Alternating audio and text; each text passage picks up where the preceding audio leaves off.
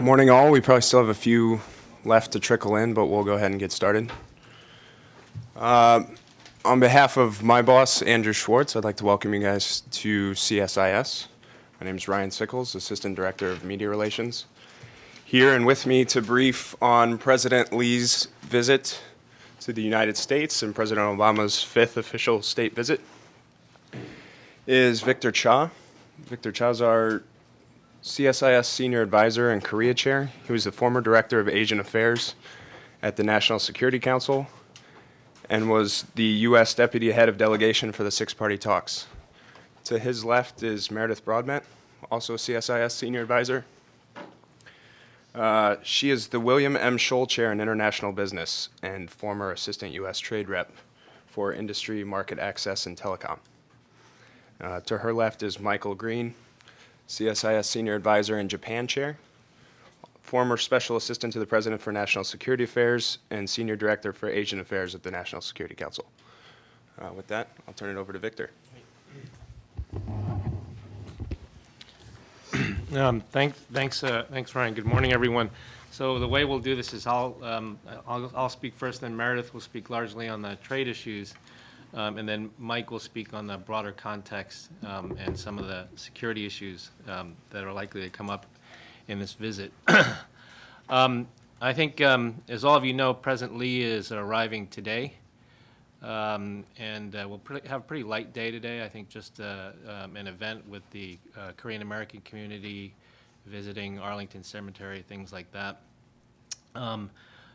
Tomorrow, the main event for the day is a lunch hosted by the Chamber of Commerce, and then what is likely to happen is tomorrow evening he's going to have some private time with President Obama, most likely a private dinner with the president and his wife. Thursday is the White House day with meetings in the Oval Office, and then the larger cabinet meeting. Lunch is an event hosted by the Vice President and the Secretary of State. Somewhere in there is rumored a address to a joint session of the Congress, but Mike can probably tell you more about that than I could. And then Thursday evening is the state dinner. Friday morning, CSIS will host a breakfast for President Lee at the Blair House with a bunch of foreign policy luminaries. Many of the people on our board you see there on the wall will attend this breakfast at the Blair House. And then after that, the two leaders will go to the Midwest. And as I think you've seen in the press, one of the things that they will do is that they will visit a GM plant, the GM Orion Assembly Plant in Michigan. The state visit, as all of you know, is the highest honor that a foreign leader could receive from the White House. And I guess the question is why? Why is President Lee getting this sort of treatment? And I think that there are basically four reasons. The first is the personal chemistry that has been struck between the two leaders. Really from President Obama's first trip to Asia in November of 2009, where Korea was the last stop on his trip. And arguably it was not an easy trip. In Japan, he had to deal with a new Prime Minister, Hatayama. At APEC in Singapore, he was getting a lot of questions on the absence of a trade policy. His first trip to China, as you all know, was not exactly the best trip. And then he got to Korea, and Korea was a very good stop. It was the last stop, and the Koreans rolled out the red carpet and really treated him like an ally. And people who were on the trip said they got to Korea and they felt like for the first time this was an allied country. They really felt good about the trip. And then President Lee also, in his first encounters with Obama, as many of you know, President Lee, before he became president of Korea and before he was in politics, was the head of Hyundai Global Construction. So he spent, if you go to his office, he has all these pictures of himself with different world leaders, and it wasn't from when he was president. It was from when he was head of Hyundai Global Construction.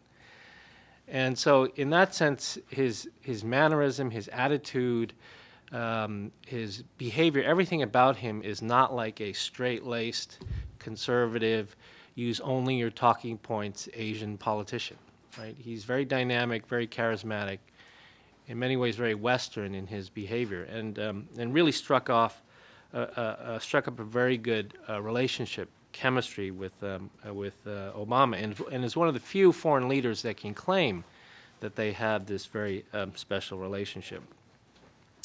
The second reason is it's not just personal chemistry, but also, in addition to this, the ROK really delivered on things in terms of Obama's global agenda, whether it was climate change issues and green growth, whether it was the war in Afghanistan, where Korea stepped up to provide a PRT, on counterproliferation issues, whatever the issue was, anti-piracy, contributing real military assets for anti-piracy campaigns. South Korea really sort of stepped up, which was part of Lee's agenda, for Korea to be more of a global player at a time when the United States wanted to see allies like Korea stepping up, and I think that was another important reason. The third reason was, of course, North Korea, right? North Korea's missile tests and nuclear tests in 2009, then the attacks on the Cheonan naval vessel, and then the shelling of the island. You know, these sorts of things bring leaders together, right? As Mike and Meredith both can tell you, I mean, when your leaders talk on the phone, you know, when it's not a state visit or on the sidelines of APEC or the UN, if they have to talk on the phone, usually it's not good news, right? Usually it's bad news. And in this case, the North Korean provocations compelled the two leaders to spend a lot of time with each other on the telephones or on the sideline of meetings. And, you know, when things like this happen, allies come together. So in that sense, we also have North Korea to thank for this better relationship between the two leaders.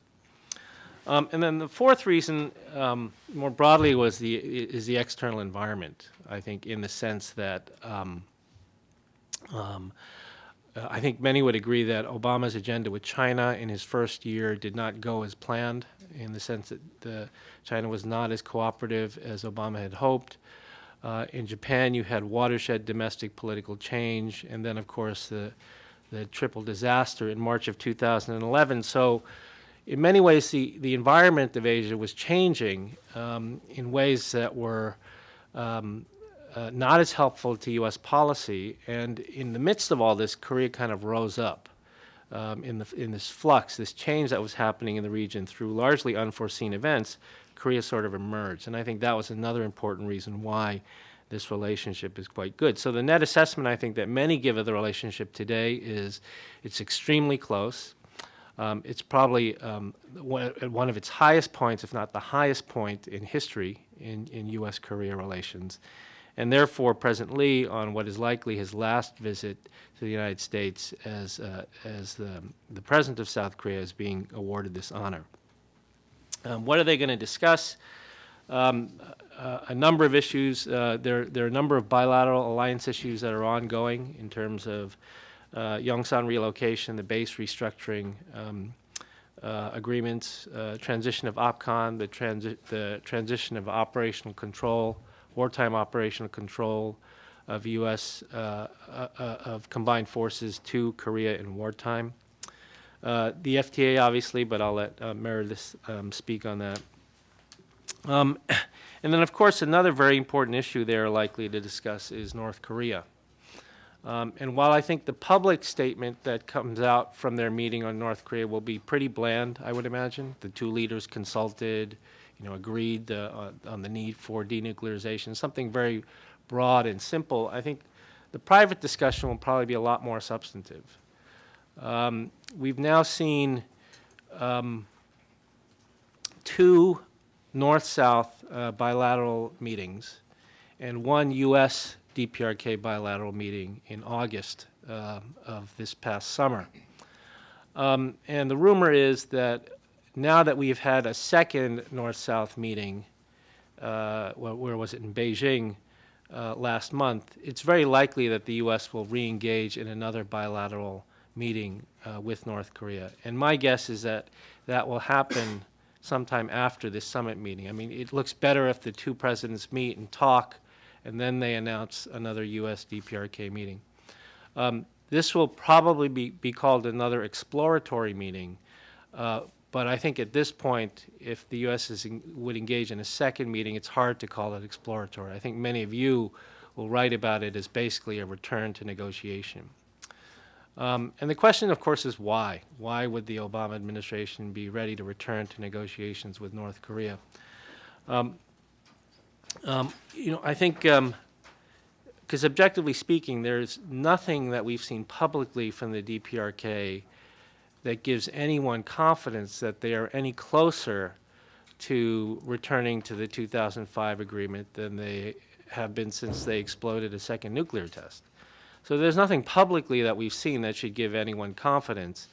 Perhaps there is something privately that the DPRK is saying to the South Koreans and the Americans that make them feel more confident. But I don't get that sense either. So it really does raise the question of why go back now. And I think Mike will talk about this also. But I think one of the reasons is, we know that the longer that you do not engage with the DPRK, the more likely it is that they will carry out another provocation, whether that is a nuclear test or whether that is a armed conventional provocation against the South again. And the danger, of course, is that we're now talking about these sorts of provocations in a completely different environment after the Cheonan, after the sinking of the South Korean naval vessel, because the Myung-bak government has made pretty clear that it is going to respond to the next DPRK provocation. And so this raises lots of concerns about the potential for escalation and maybe some fundamental misunderstandings on the part of the DPRK that they are free to do these sorts of provocations because they believe they have a nuclear deterrent. As I wrote in the Washington Post yesterday, I think that's wrong. They don't have a nuclear deterrent, but they may believe that. And that may lead them to think they can carry out these sorts of provocations. So I think one of the main issues that the two leaders are going to want to talk about is how to contain this crisis and avoid more provocations by the DPRK, even as they continue to put their nose to the grindstone and try to make more progress on the denuclearization aspect of the talks. So with that, I'll turn it back to Ryan. Meredith, can you talk about the trade? Sure. Yeah, I'm Meredith Broadbent. The trade picture here is a really good one. I mean, this is a great week, I think, for the United States and for our trading partners, particularly Korea. We have been in a political logjam since the three trade agreements were negotiated in 2006 and 2007, mainly looking inward with our focused on our own domestic politics and really not being able to follow through on the process of implementing agreements that close allies signed with us and made concessions and announced. And these have been pending in a difficult space, I think, but in bilateral relationships between all these three countries, and I'm just including Panama and Colombia here too as part of the three agreements that we expect will be approved by Congress this week. And I think a lot of the progress, really, this final breakthrough, I think the deadlock could have gone on for another month or two, but the visit of President Lee is an action-forcing event, and I think Congress and the President were able to come to some agreements where they were able to make commitments to trust each other on the processing of these agreements, which had been long in dispute, and it looks like there's a way forward. The agreements themselves, the agreement between the U.S. and Korea is a win-win, state-of-the-art, sound commercial agreement that will put transparent rules in place, allow fairness and accountability for U.S. business in Korea, and get us back into the game of negotiating trade agreements, which our trading partners have been doing during these years that we've been more focused inward. It gets U.S. exporters in under a tariff tent, basically, in Korea. We need to keep up with our European competitors. They implemented their free trade agreement with Korea July 1st, so we've been identifying lost sales as a result of that better competitive position that the Europeans are in right now. So time is of the essence. The hope is that this agreement may be implemented by January 1 of next year, but that will be a quick timetable. It puts us in a position to assume a leadership role again in a lot of the Asian economic organizations, the Asia-Pacific Economic Cooperation Group, the Trans-Pacific Partnership negotiations, which are going on.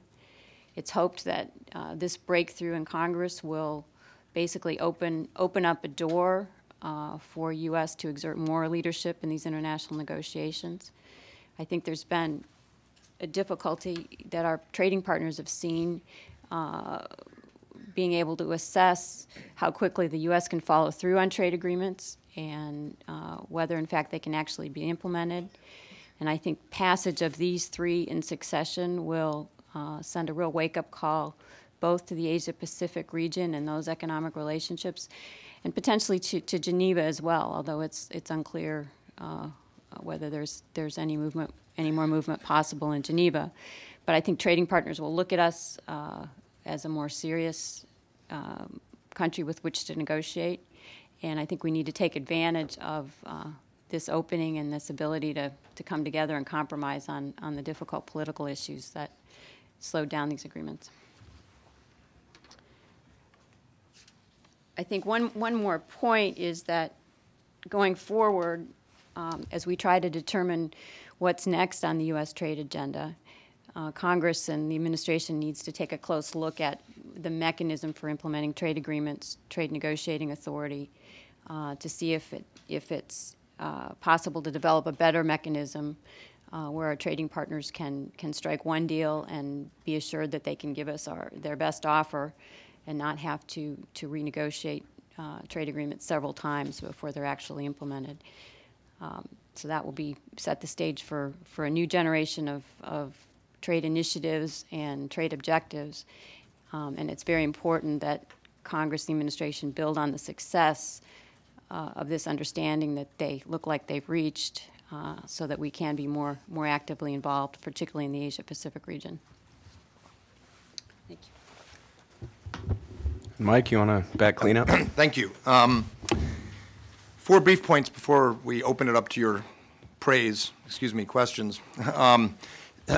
First of all, this is a very big win for the president. I think, as Meredith said and as Victor said, the U.S.-Korea relationship now is about as strong as it's been in a very long time, and the passage of the KORUS, the Korea-U.S. Free Trade Agreement, is really significant, not only in terms of strengthening U.S.-Korea security and economic ties, but its broader import or meaning for U.S. engagement in Asia, as Meredith said. So it's a big success.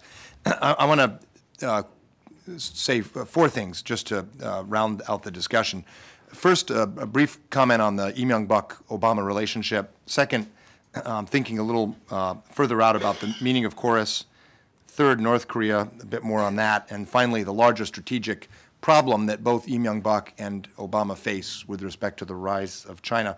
First, on the 2 presidents' relationship, I agree with Victor. This is probably President Obama's closest relationship in Asia.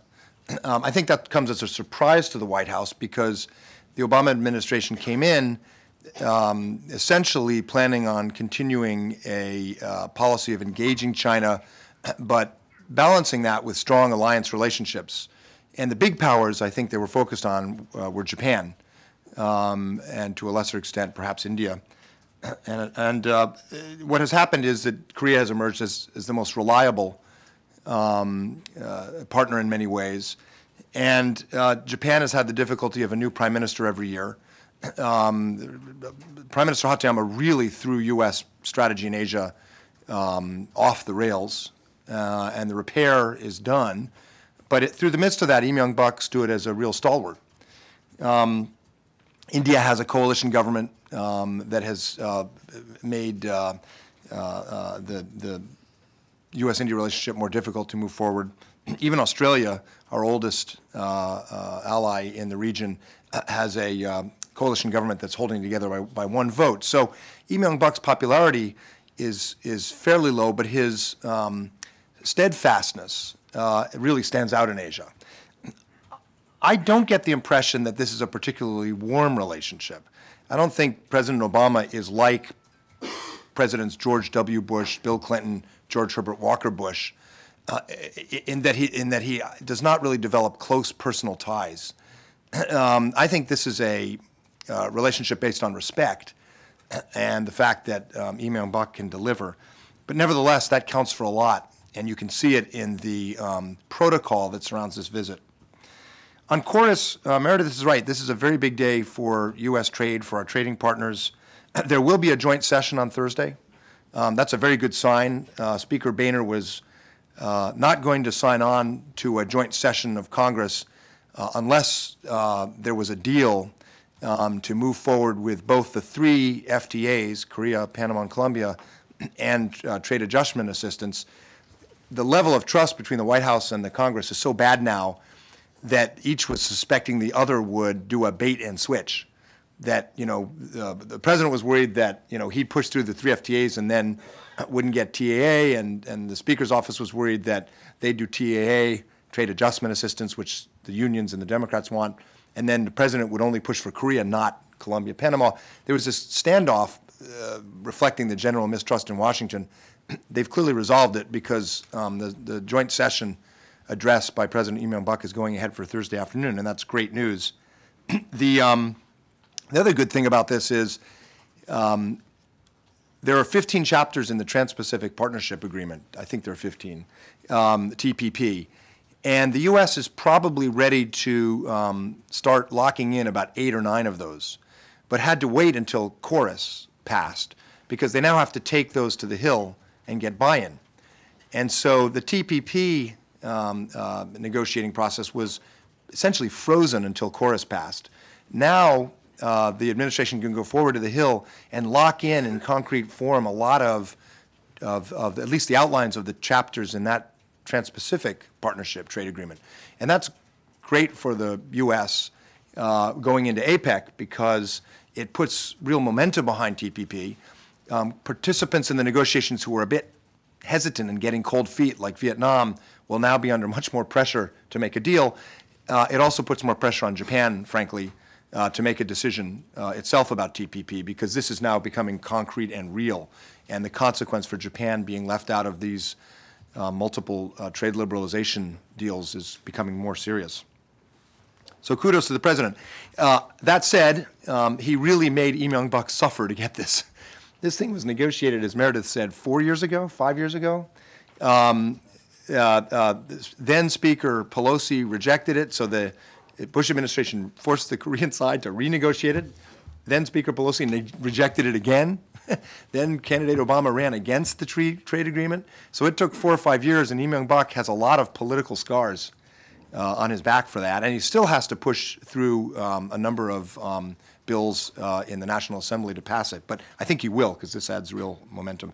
North Korea, I think the U.S. and the ROK, President Obama, President Myung-bak, are pretty much in sync on North Korea strategy right now. They were in sync after the sinking of the Cheonan and the shelling of Yongpyong because the North Korean actions were so egregious. It was clear that both sides had to restore the credibility of our deterrence and demonstrate the strength of our alliance. I think in the spring and summer, the U.S. and Korea started drifting apart a little bit because the Myung-bak government demanded an apology from North Korea. And the Obama administration was nervous that this was going to become an obstacle to resuming talks. When Foreign Minister Kim Sung-hwan came here 2 months ago, he basically backed away from the demand for an apology. And now we have both the U.S. and the ROK engaging in some exploratory talks with the North Koreans.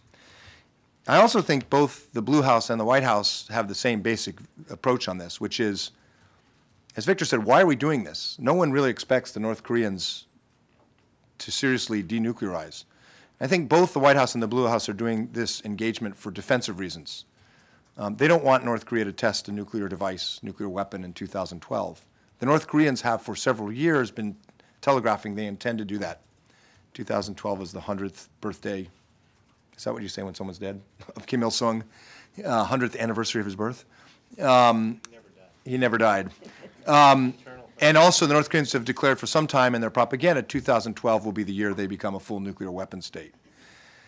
I don't think the Blue House or the White House has any expectation that a grand bargain or a deal of any real import, any significance, or denuclearization will begin. So why are they doing it? Because they're worried about what Victor said. They think there's a correlation between whether they're engaging and whether or not North Korea tests. And there is a correlation. Victor has shown it in some studies he's done here. What isn't so clear is whether there's a causality, whether engaging North Korea actually can convince them not to do a test or provocation. Personally, I'm very doubtful.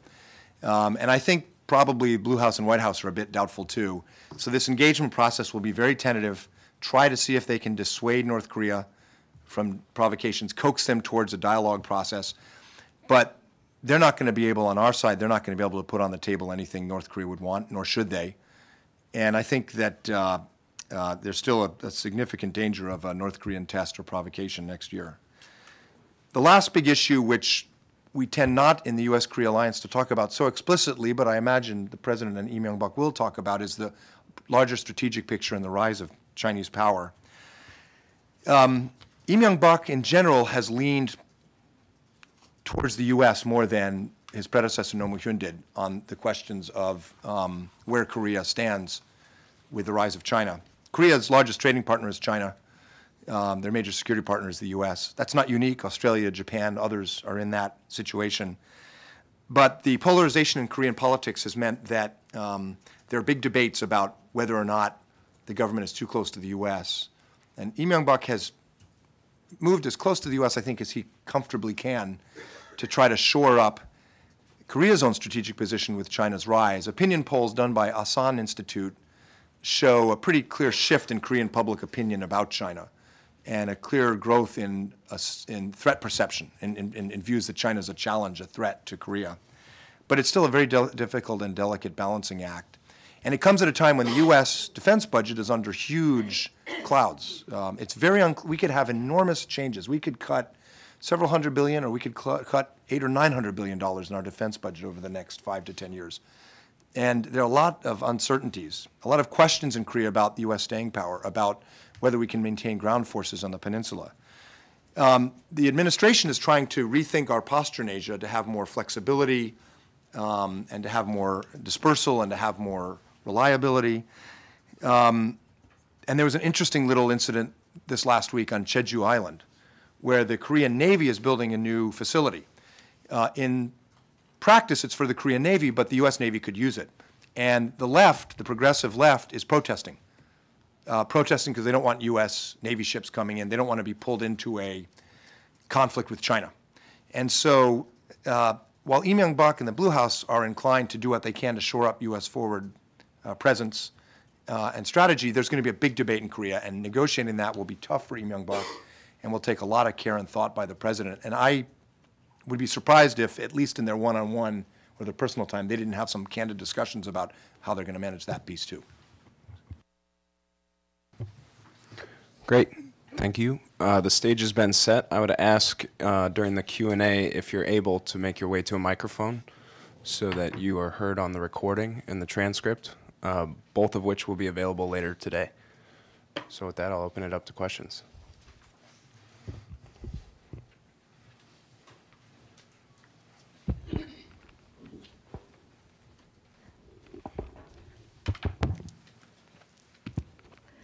My name is Angela. I'm very honored to be here to share the brief you have. One thing, I was late, so I wasn't sure whether you mentioned about human rights. My concern is recently, September the 20th, President Lee was awarded as the World Statesman's Award, as the Humanity and Peacefulness. I'm happy for that because it is a great honor.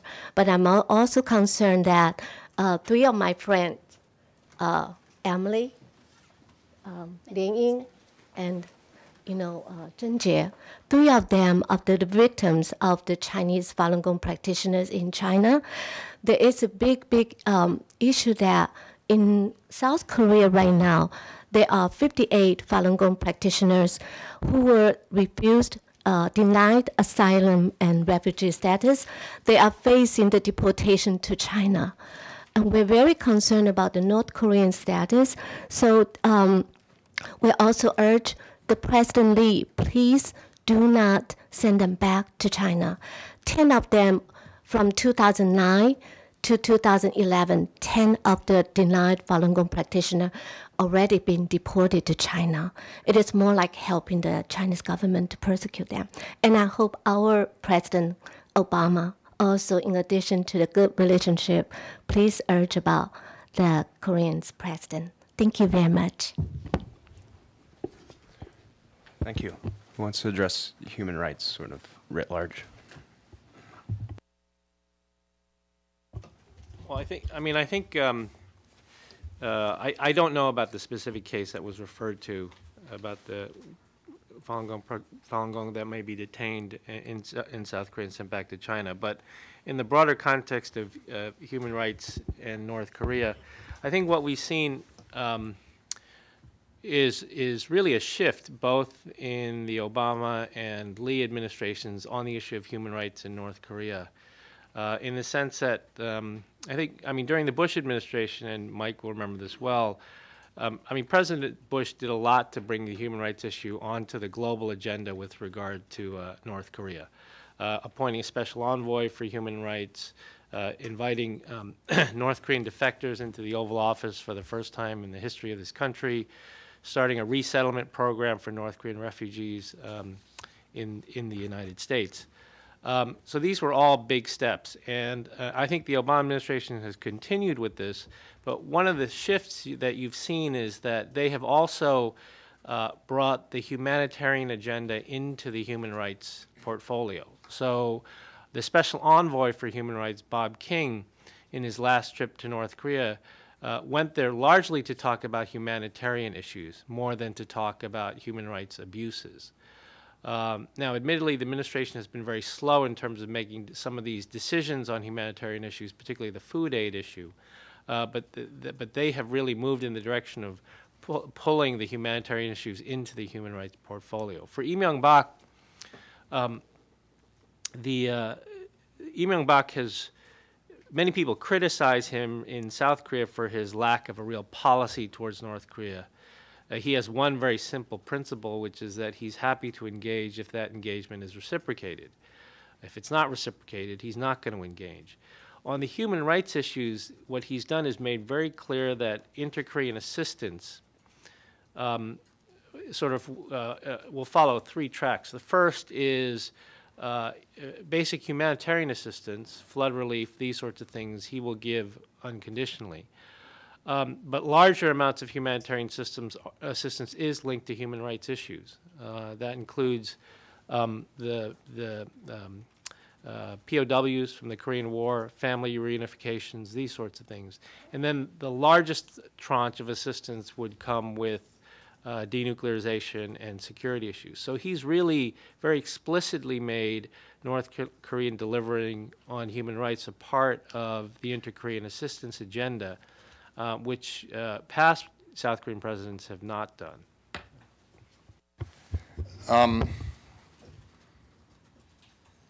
I also don't know the specifics of the case. I do know that that the Blue House now is much more focused on human rights than the previous government of Roh Moo-hyun, including, perhaps in particular, the case of South Koreans abducted by the North, which was largely off the radar screen for the Roh Moo-hyun government. That said, correct me if I'm wrong, Victor, but the human rights bill that the GNP, the president's party, has tried to pass in the National Assembly is still stuck. Still hasn't passed. And that's because on the progressive left in Korea, there's a long history of viewing criticism of North Korea, whether it's human rights or security, as an excuse to justify crackdowns in South Korea, which was, of course, true for many decades. But that still is there as a residual part of the progressive left's DNA in South Korea, where criticism of North Korean human rights is viewed as either dangerously provocative and or an excuse for the conservatives to stay in power in the South. So it's not an issue that President Lee has been able to move forward as much as he probably thought he wanted to. I have a somewhat negative view of the Obama administration's approach to food aid. For most of the Bush administration, this changed in the last 2 years, unfortunately, in my view. But for most of the Bush administration, food aid to North Korea was viewed as something you did because you wanted to help starving people. And if the North Koreans could provide appropriate monitoring and transparency, you would provide food because the North Korean people who were suffering most were not accountable or guilty for what the regime was doing wrong. The key thing was you had to have monitoring and accountability to be sure that the food wasn't going to the North Korean army.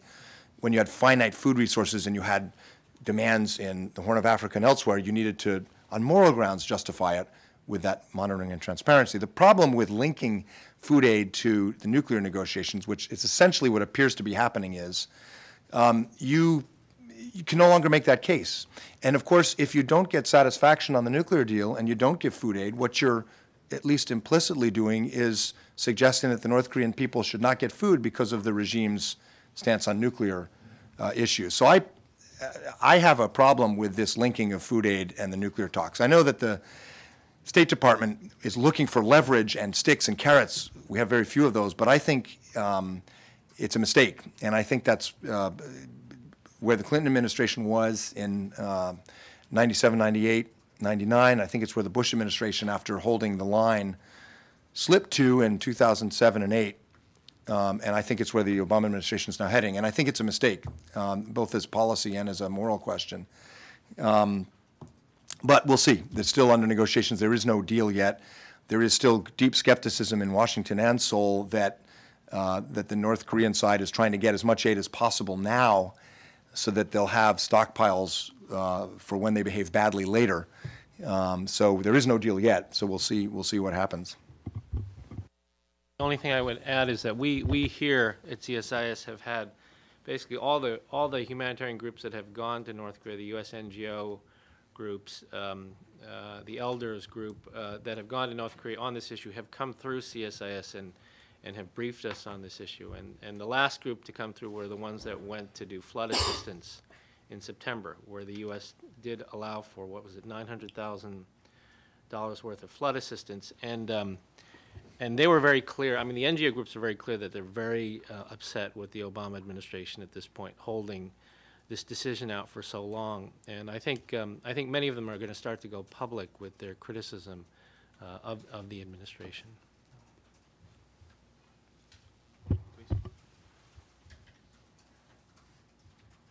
Paul Eckert of Reuters News Agency.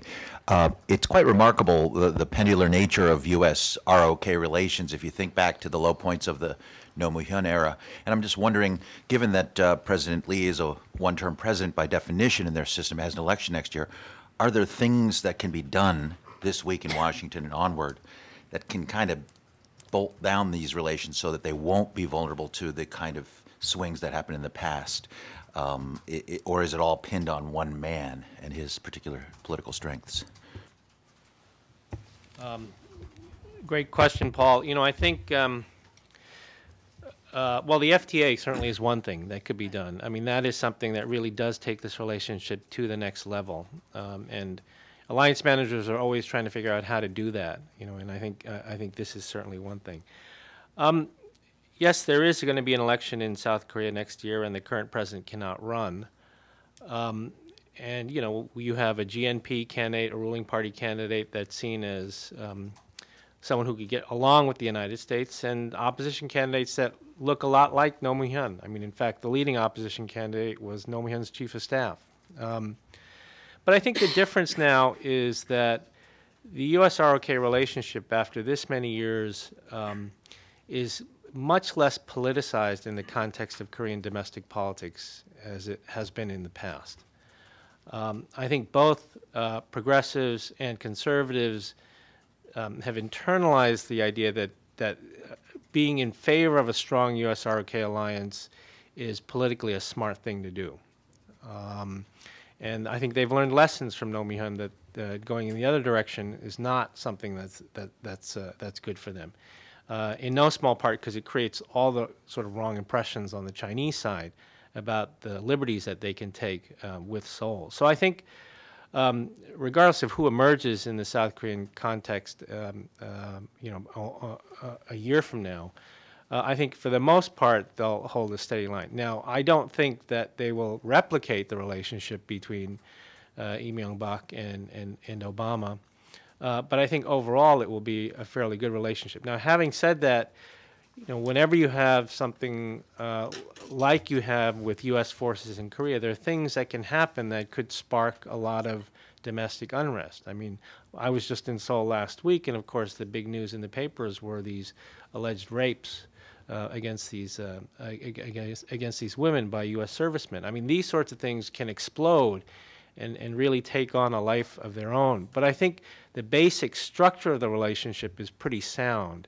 And in particular, the volatile variable has always been this question of how the alliance plays in South Korean domestic politics. And at least all the polling that we're seeing recently, clearly in the aftermath of the Cheonan, but also recently shows that in general, South Koreans, both progressives and conservatives, still well over 50, 60% see the alliance as being quite important to Korea's future. And also, sorry, Go ahead, Meredith, please. No, I was just going to, I think that's, I love your question because that's what the trade agreement does. I mean, in terms of setting in place mechanisms, a fabric, relationships, commissions that can work out problems that could be disputes, could raise to disrupting the relationship. On the commercial side, if you have a free trade agreement, you have a much more reasonable, managed way to handle potential disputes. And it stands it. So far, these agreements have stood the test of time once we get them in place. So I think it really is an important cement to the bilateral relationship. I have a column in Jungang-ilbo in Korea, and last year, after a number of Korean and American columnists had written the U.S.-Korea alliance was better than ever and on a new plane and flying at a new altitude, I wrote a column saying, yes, that's what we said about the U.S.-Japan alliance when Koizumi was there. Nothing is written in stone in terms of solidarity between allies. I remember showing Condoleezza Rice on the flight to Korea once public opinion polls about the U.S. in Korea. And they were basically bouncing up and down every few years. The low point was not Nomuhyun, it was actually the agreed framework in 1995. It was the low point of Korean attitudes towards the U.S. But they bounced up and down. There's a certain volatility. That said, I think Chorus locks in, as Meredith put very well, a process for integrating our economies and resolving disputes. The other piece is on the security side, the agreements on transferring wartime operational command and redesigning the joint and combined command structure, put in place a series of strategic dialogues and operational and procedural things between the militaries. And that kind of process really helps you refine and revise and work on the alliance even with political change. So that's good. There are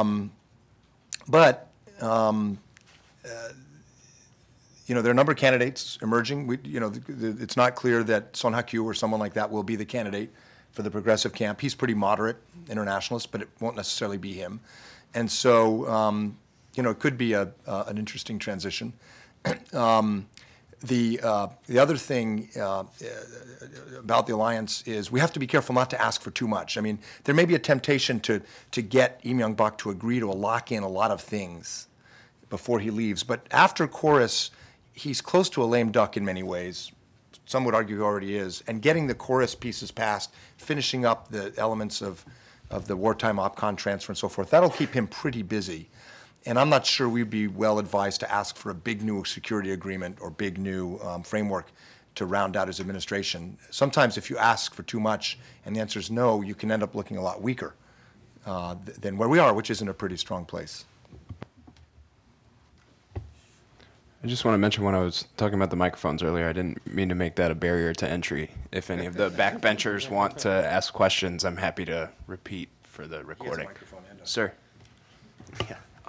Excuse me, Anthony Izaki with NHK. Mr. Cha and Mr. Green, I think you both touched on this a bit, but I'm wondering if you can go into more detail about why it makes strategic sense for the U.S. to emphasize the South Korean relationship more while Japan's sort of taking a back seat a little bit.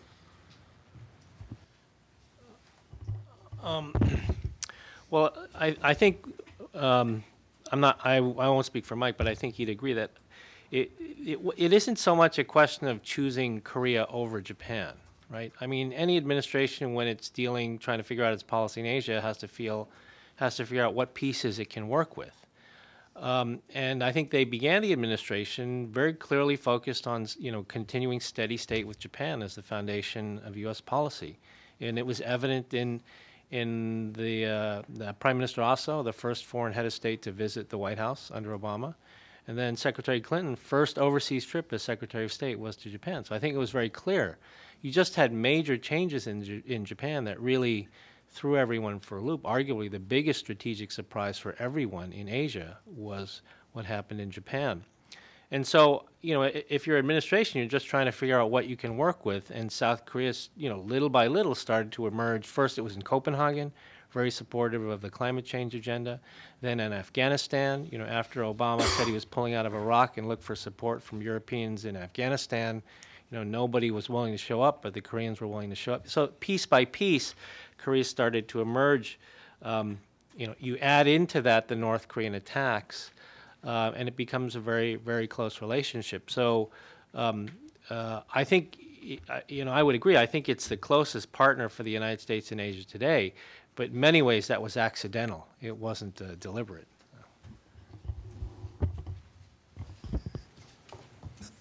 I mean, I think the administration is suffering a certain amount of fatigue with respect to relations with the two pillars of strategy towards Asia. India and Japan are both frustrating because of domestic political reasons. And as Victor said, Korea under Myung-bak is delivering, and there's momentum to the relationship.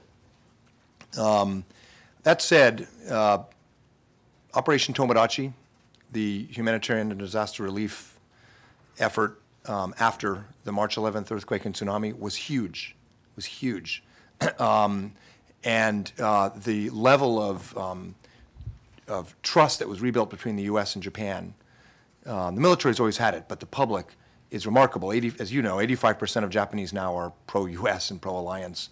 It's the highest ever. So U.S.-Japan alliance went through a rough patch, but the fundamentals are very strong. The problem is that getting decisions out of Japan on Futenma, on trade, on a number of other issues is proving very frustrating for the administration. Korea and Japan are very different allies. Japan's the third largest economy in the world. Korea is 12th. The U.S. forces in Japan are expeditionary. Under Article 6 of the Security Treaty, they go all over the Far East and have a mission well beyond Japan.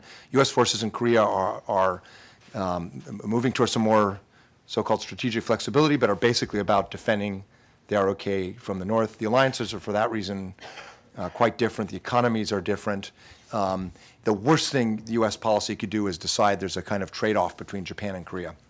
They're apples and oranges, so to speak, and we need both. And I think, in general, the administration has recognized that and has tried as much as possible to encourage trilateral cooperation among the U.S., Japan, and Korea, rather than trading off between one and the other. Did you?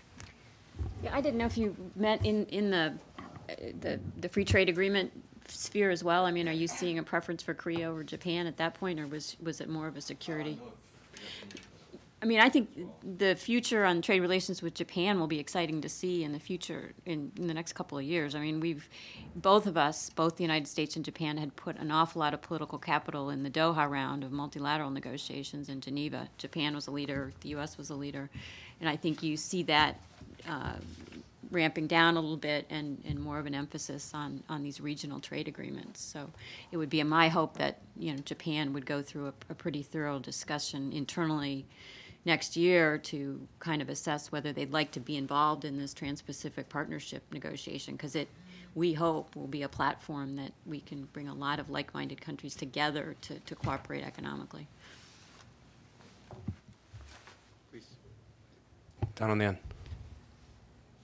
Thanks. Dan Robinson, Voice of America. I wonder, Michael was mentioning a Trans-Pacific Partnership, which was a big deal during the President's South America trip as well. Can you all of you look ahead a little bit to the Bali summit, to the East Asia summit, and talk about prospects for progress on TPP, as well as what may be carried over in terms of the advantages of the relationship between the President and Mr. Bach into Bali? All right.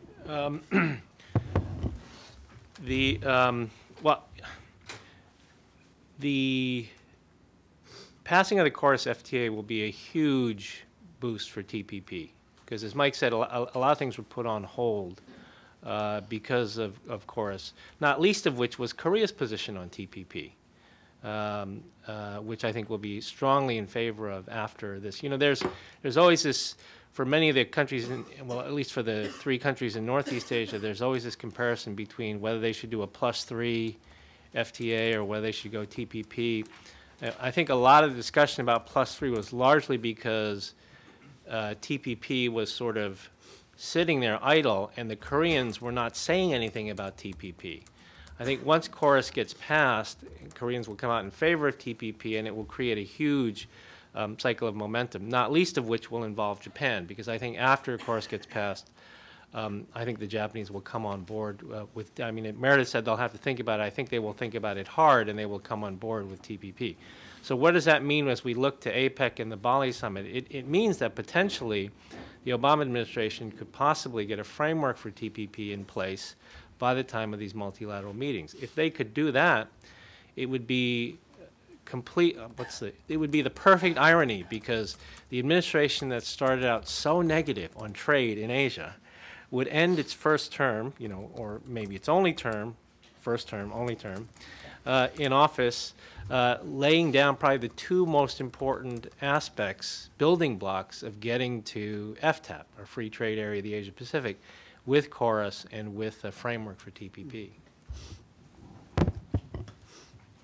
Yeah, I mean, Japan will have to think in the sense of the practical result of the Chorus FTA for Japan is that Korean manufactured exports in particular will become more competitive in the U.S. market. Since we didn't negotiate a multilateral agreement, our tariffs are still relatively higher than they would be, and so Korea will get that advantage, and they compete very directly with a lot of exports from Japan, as you know.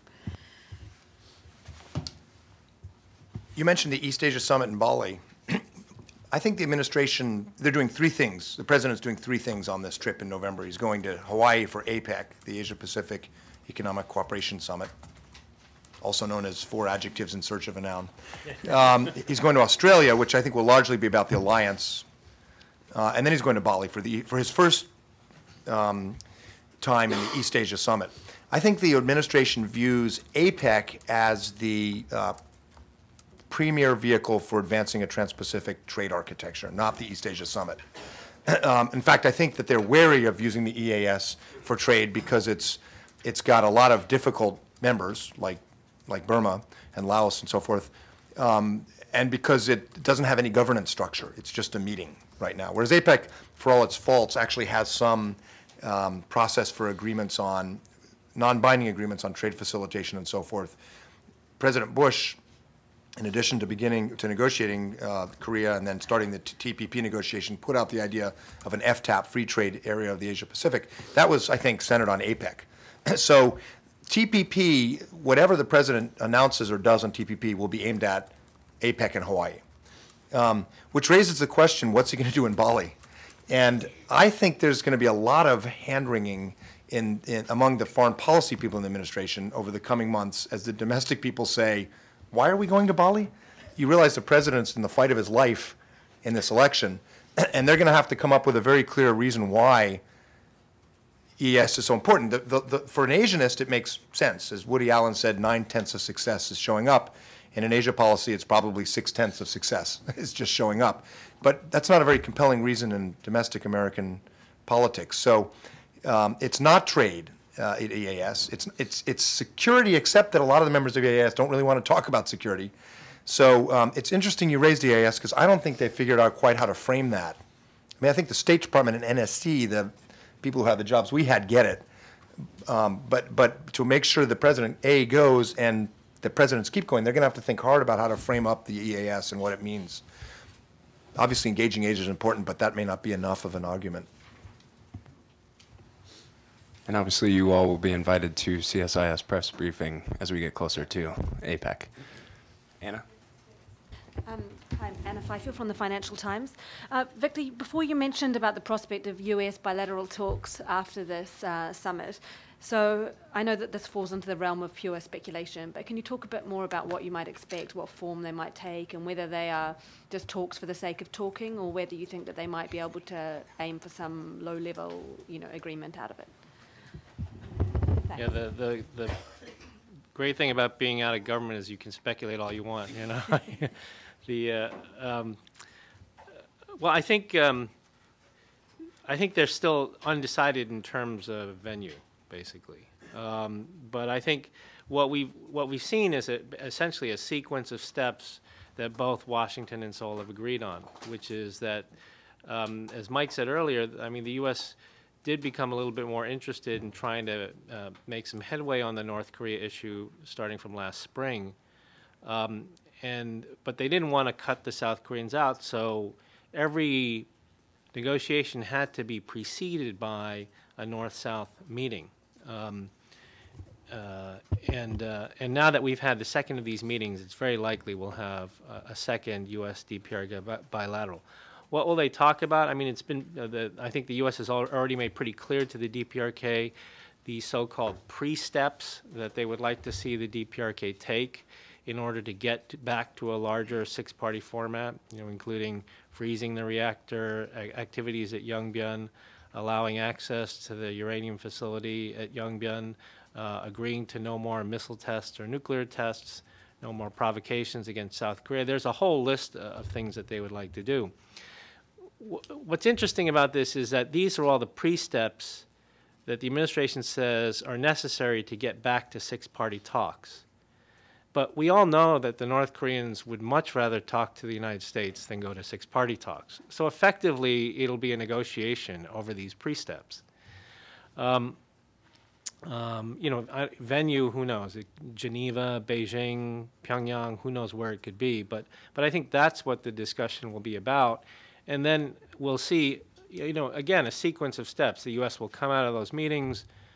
Bosworth will go to the region to consult with Seoul and Tokyo and Beijing, and this will all be to try to create some sort of proper platform upon which to come back to the six-party process. But I think the meat of the work will be done in these bilateral discussions, and that's why I think if they announce a second bilateral, they are basically going back to negotiations.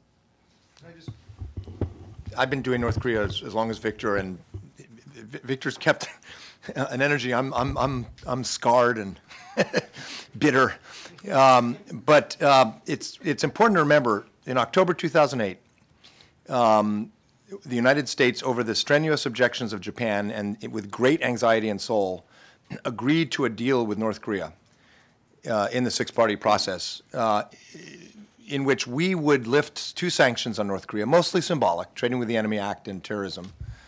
Mostly symbolic, and North Korea would provide us with a protocol for verifying their plutonium stockpiles that had been so watered down that it was also basically just symbolic. But it was an agreement. So what happened? We lifted sanctions. North Korea never provided the protocol or anything. They then, as the Obama administration came in, pleading with them through intermediaries and publicly not to do anything because the Obama administration wanted to continue the engagement line. In spite of that, the North Koreans tested a nuclear weapon, a nuclear device. Then they sank the South Korean corvette Cheonan. Then they bombed and killed South Korean civilians on Yongbyon. And now we're going back to talk about what? I mean, how do you do this so that you don't basically look like you're rewarding North Korea for 3 egregious, not only violations of the six-party talks, but attacks on South Korea? How do you do it? So we have these preconditions. No provocations, freeze. I think even if we get that, it's a very, very hard road forward.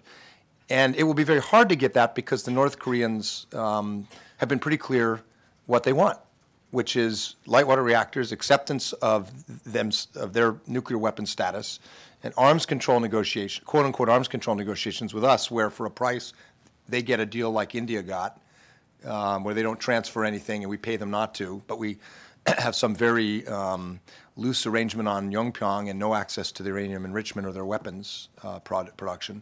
It's a deal no American president can accept, or South Korean president. So that's why I think this is largely process and procedural, aimed on our part to coax them away from further provocations in 2012, and on their part to see what they can get in the near term. But it's very hard for me to see how this is much more than a sort of a tactical coping mechanism on both sides, when each side has probably completely made up its mind on where things appear to be going. But as I said, I've been scarred and jaded doing this North Korea stuff, so.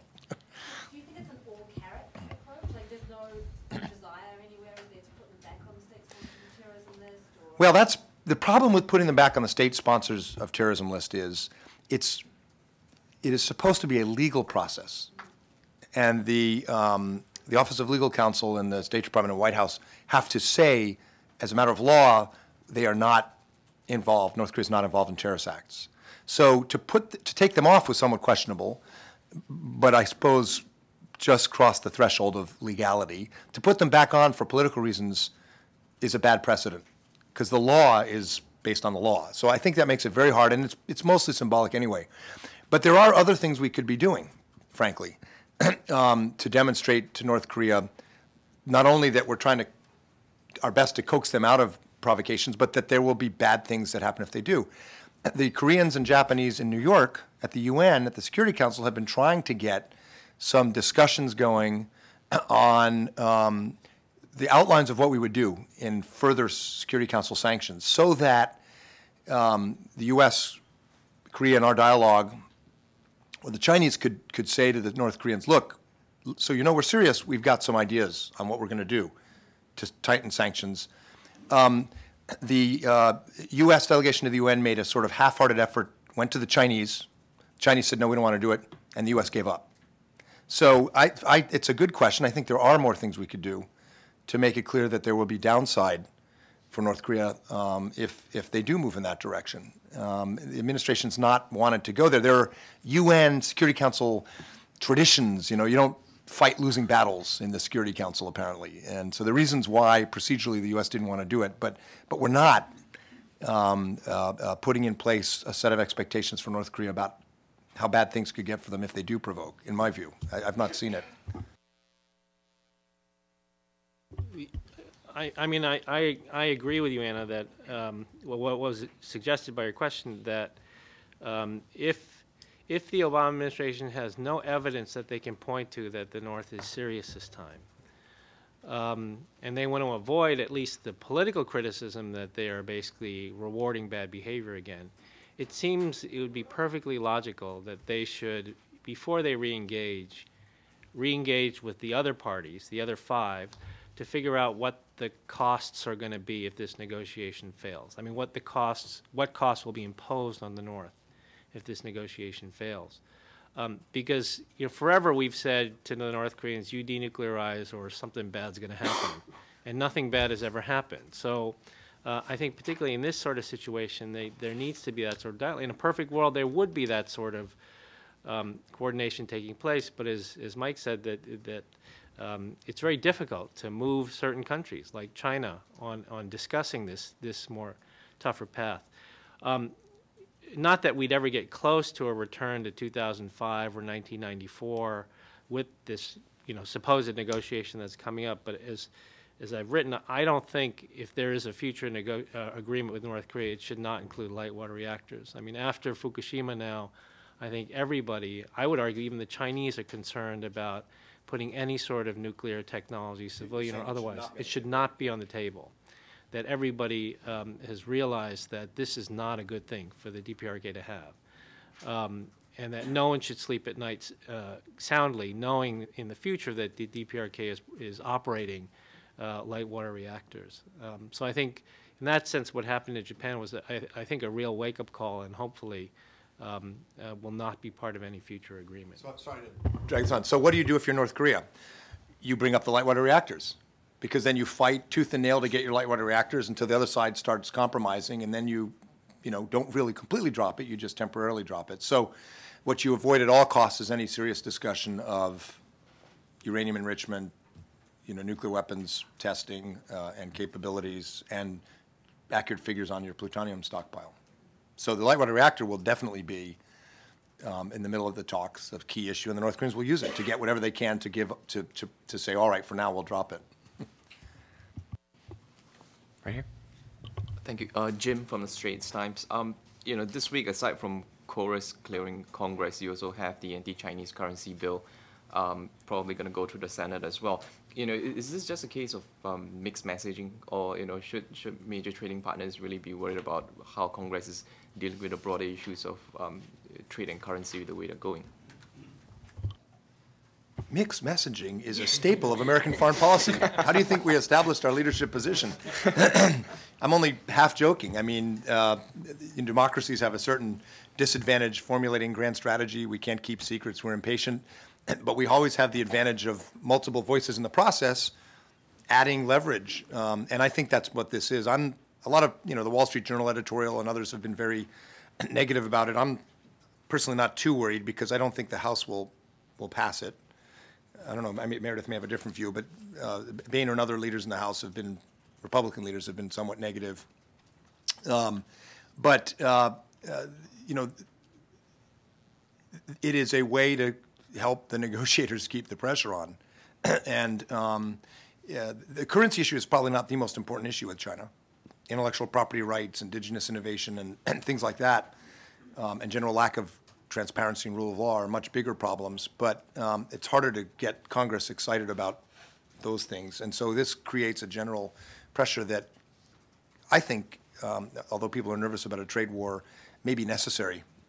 And I also think in an election year, that's a good time to do this, because it means either a re-elected President Obama or a new Republican president comes in with a full head of steam, arguing that we really need to make some visible progress on this range of economic issues where arguably we've been bogged down for a couple of years.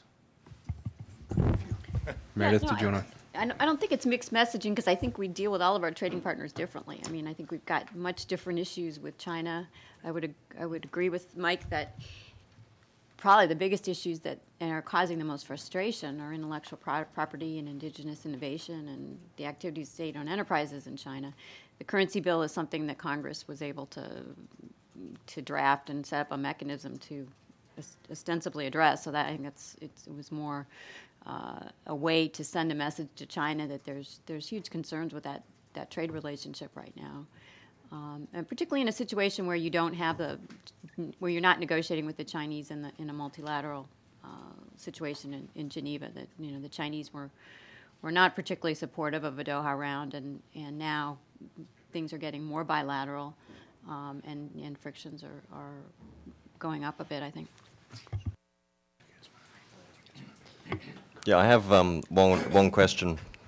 Going back to the original theme of the briefing, the visit of Myung-bak, how do you think it'll be perceived in North Korea that he's coming to Washington and being feted state visit to the White House, the free trade agreement, and what the North's reaction might be and how it might possibly influence their conduct?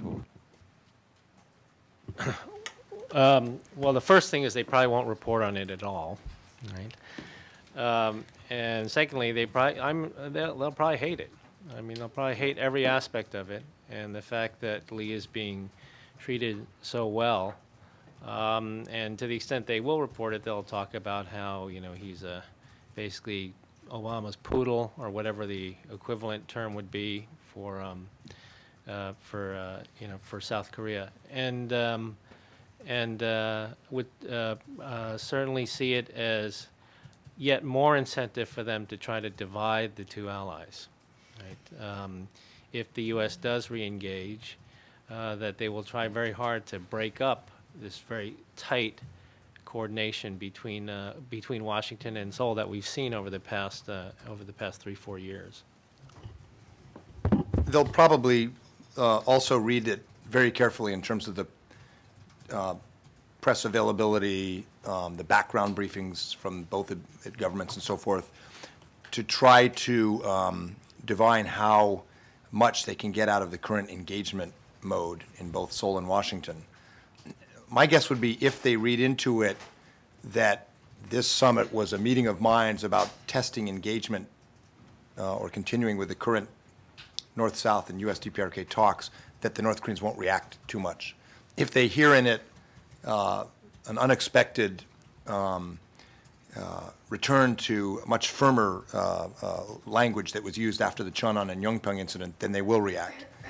I think what we're saying on the panel is probably it'll be the former, that it will be cautious, it will be, we'll talk about alliance solidarity, we'll talk about all those things, but that the general message will be we're testing engagement for now.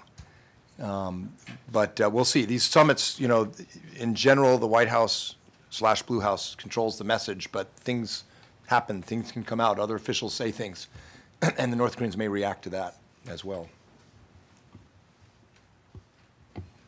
Paul, round two. Thanks again. I'm wondering if, not so much Meredith, but Victor and Michael in this case, is there anything to take away from the Russia-China vote on Syria in the UN and that sort of solidarity that applies to the Northeast Asian context in North Korea, or is that fairly uniquely tied to the Syrian relationship with Russia? I'm just wondering, because does North Korea feel like it has a bit more rope these days? Yeah, I think they do feel like they have a lot of rope these days. You know, there's nothing in the Chinese domestic political context that would lead them to be any tougher on North Korea. If anything, you know, everything pushes to sort of a middle of a road, very conservative path, which is, you know, to basically force negotiations on the United States with DPRK.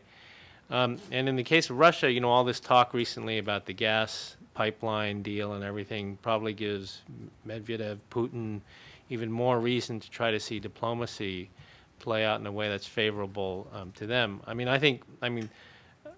all countries are like this, but the Russians, particularly when it comes to six-party talks, are very self-serving and self-interested. And even back in 2004, they kept talking about gas pipelines. So I think that's you know, you have there two members of the six-party talks and members of the P5 who you would need for this tougher path, if you could ever delineate a tougher path.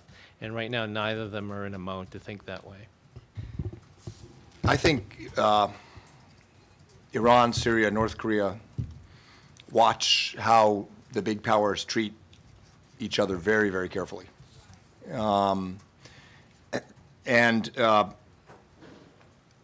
They will take some comfort from the Russian and Chinese position in the Security Council in Syria. I have no doubt about that. The Russian gas pipeline proposal will also give the North Koreans huge comfort because it is completely unrealistic, but suggests that Moscow is not in a mode currently to put any pressure at all on the North. This, by the way, was first proposed to President Bush by Putin after the uranium enrichment crisis in October 2002. His first response to the president was to send a letter saying, I have an idea that will solve all of this. We'll build a pipeline through North Korea to South Korea. Everyone will become cooperative partners. Problem solved. The president said, very interesting, we're forming five-party talks. You're not in. And in St. Petersburg, when he met Putin, he put it more diplomatically. And Putin didn't like that. So he started modifying his position to get in to maintain some skin in the game in Northeast Asia. So the pipeline thing coming up again, to me, is a signal to everyone who's been following this, especially the North Koreans, that Russia's not going to put any pressure on them. It also says something about Putin's Far East policy, which is it really is kind of opportunistic and inconsistent compared to his main priority, which is, you know, countering the West overall. It also raises the other issue. You know, we have two levers we pull diplomatically. We can either pull the six-party lever and try to have broad consensus that includes the Russians and the Chinese, or we can pull the U.S., Japan, Korea alliance lever that puts more pressure. It's more divisive, but it puts more pressure. And Bush, well, Clinton, Bush, and Obama have sort of played with both levers. The lever we were pulling until about 4 or 5 months ago was trilateral after Cheonan and Yongpyong. The lever we're pulling now is multilateral. It's looking for a broad consensus among the parties. Why? Well, in part to try to dissuade the North from testing, but also I think, frankly, for both the Blue House and the White House, I suspect that there's a real desire to kind of find a process to let this thing play itself out over the course of, say, a year and a half. In other words, past the election date.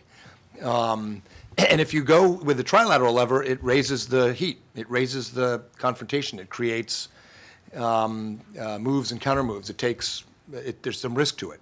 And I don't think that either the Blue House or the White House right now want to go that path, given everything that's going on, both politically and diplomatically. But the Syria thing is not a good sign in terms of getting broad six-party consensus on any kind of pressure on the North to deliver.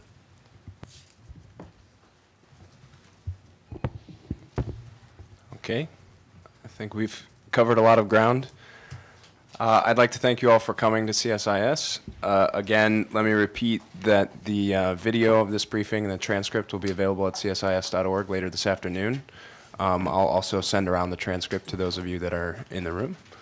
And feel free to contact Andrew or I at any time. We would like to make our experts available to you guys, and we're happy to help. Thanks again.